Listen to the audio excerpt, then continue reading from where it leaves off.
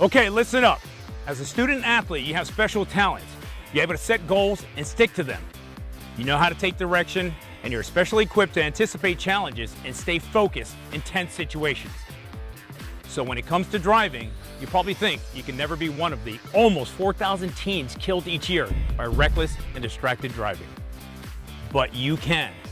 It happens to teens just like you every day. Reckless and distracted driving is the #1 killer of teens in America, and it's 100% preventable. Let's break it down play by play. First, let's look at what reckless and distracted driving is. Timeout. Many crashes happen when a person takes one hand off the wheel to simply reach for an object in their car. Don't do it. Keep both hands on the wheel.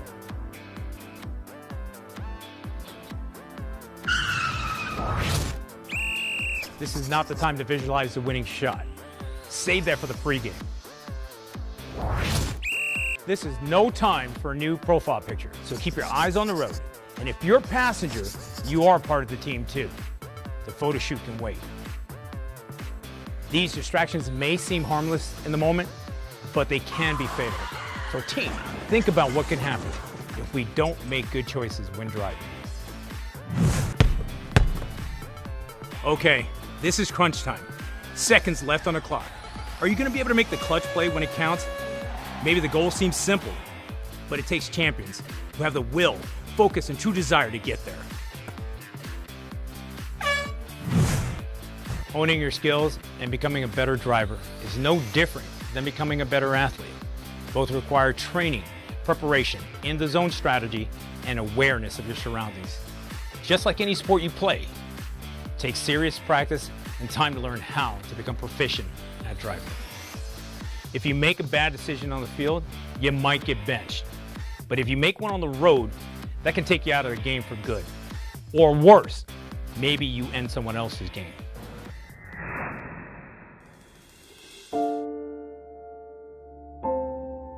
Let me tell you about Donovan. He was my teammate. He was my son. He was a classmate. He was my best friend. He was my boyfriend. My son was my baby boy. I met Donovan in about 8th grade, and we just immediately became friends. We just connected. And I came here before my freshman year, and he was the first person that actually talked to me and introduced me to his friends. Looking at how he interacted with others, it was something that made me proud. Donovan was definitely a people person.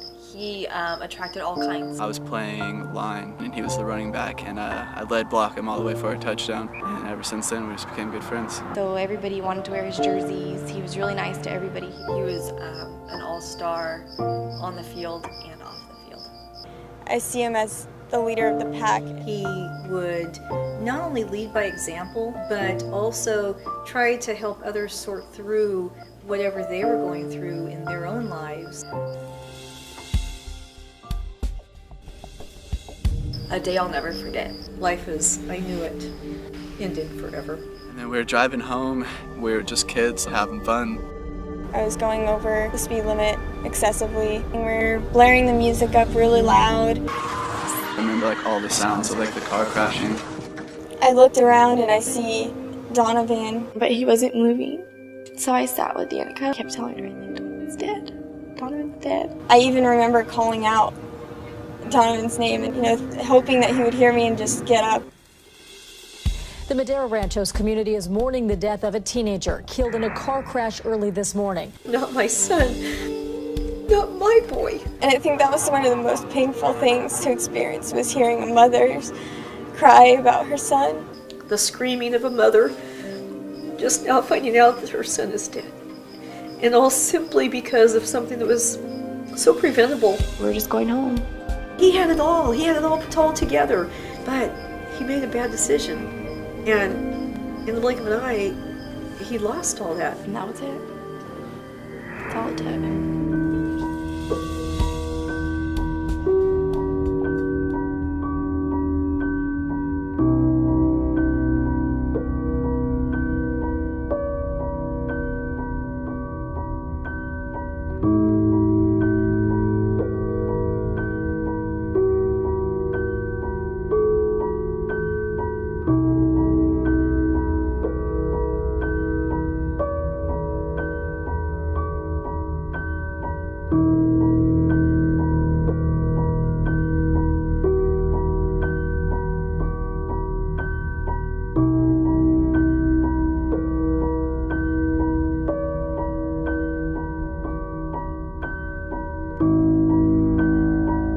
That was just one of hundreds of thousands of true stories about people whose lives have been irreversibly affected by distracted driving. So imagine if you or someone in your family became one of those stats.